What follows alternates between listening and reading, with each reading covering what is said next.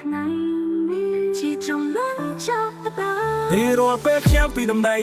ជាឱកាសថ្មីមួយគ្មានអ្វីកើតឡើងដោយចៃដន្យអ្វីទៅសុទ្ធតែមានតម្លៃយើងគោរពជីវិតពីរឿងតូចធ្វើការពីបេះដូងទុំពេលផលឬភ្លៀងនេះរៀបពេលខ្ញុំពីដំណៃជាឱកាសថ្មីមួយរៀងរាល់ថ្ងៃយើងគឺសាងបាត់សម្បត្តិនឹងដៃខ្លួនបើទោះបីផ្លូវឆ្ងាយយើងនៅតែខិតខំមិនធ្វើការលំបាកហើយថយក្រោយទេបើជំនឿខ្លួនបេះដូងសិស្សថ្ងៃស្អែកដល់រុងរឿងជាមួយចិត្តស្មោះត្រង់យើងមកថ្ងៃយើងគៀតសាងសម្បត្តិនឹងដៃខ្លួនបើទោះបីផ្លូវឆ្ងាយយើងនៅតែខិតខំមិនធ្វើការលំបាកឲ្យគឺក្រោយទេបើជំនឿខ្លួនបេះដូងសងថ្ងៃស្អែកដល់រុងរឿងជាមួយចិត្តស្មោះត្រង់យើងមកទំភៀវជាជនជាតិខ្មែរទៅកំពុងទាំងពួននាំយកស្មារតីបោះស្រុកកំណើតបំភ្លឺគ្រប់ផ្លូវវាមិនត្រឹមតែជាអតីតកាលប៉ុន្តែជាសូរបន្មាសមួយរួមចំណែកក្នុងទីកន្លែងរស់នៅដើម្បីឲ្យលោកគេភ្លឺថ្លាយើងមកទំភៀវជាជនជាតិខ្មែរឆ្លងកាត់លំនឹងពេលវេលាជារូបភាពរឹងមាំមួយមិនផ្លាស់ប្ដូរពីបុរាណមកសម្រាប់ជីវិតនៅទីណាទោះបុនឬសាគរធំយើងគឺជាមនុស្សមួយបាត់ទៅថ្ងៃស្អែករួមគ្នា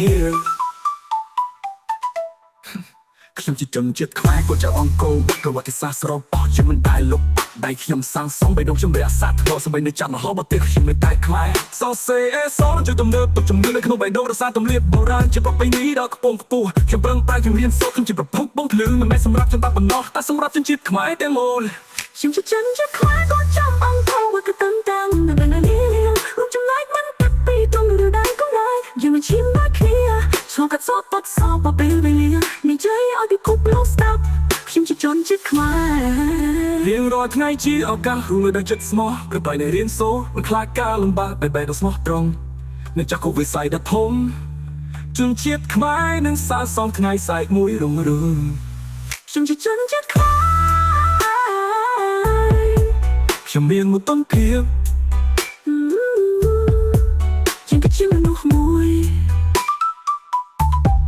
ជាវារហូតទៅ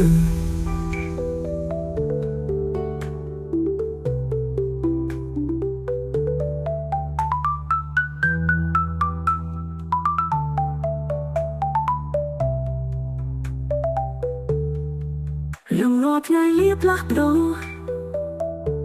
យើងខ្មែរក៏នៅតែរក្សាថ្នូរចាប់ពីវត្តសាយរហូតដល់ទីក្រុងយើងនឹងភ្លឺស្វាមរៀងរាល់ថ្ងៃខ្ញុំជួយមកកំភៀវជាជនជាតិខ្មែរមិនមានព្រំដែនរៀងរួមចំណែកមិនកាត់ពីដងឬដើមកំណើតយើងមិនឈាមដូចគ្នាឆ្លងកាត់សពសពពេលវេលានិយាយឲ្យពិភពលោកស្ដាប់ខ្ញុំជាជនជាតិខ្មែររៀងរាល់ថ្ងៃជាឱកាសរួមនៅចិត្តស្មោះប្រកែករៀនសូត្របង្កើតការលំបាកបែបបេះដូងស្មោះត្រង់នឹងចក្ខុវិស័យដ៏ធំជាជាតិខ្មែរនៅសាងសង់ថ្ងៃស្អែកមួយរុងរឿងខ្ញុំជាជនជាតិខ្មែរខ្ញុំមានមកទុនភាពជាងគឺជាមនុស្សមួយជាវារហូតទៅ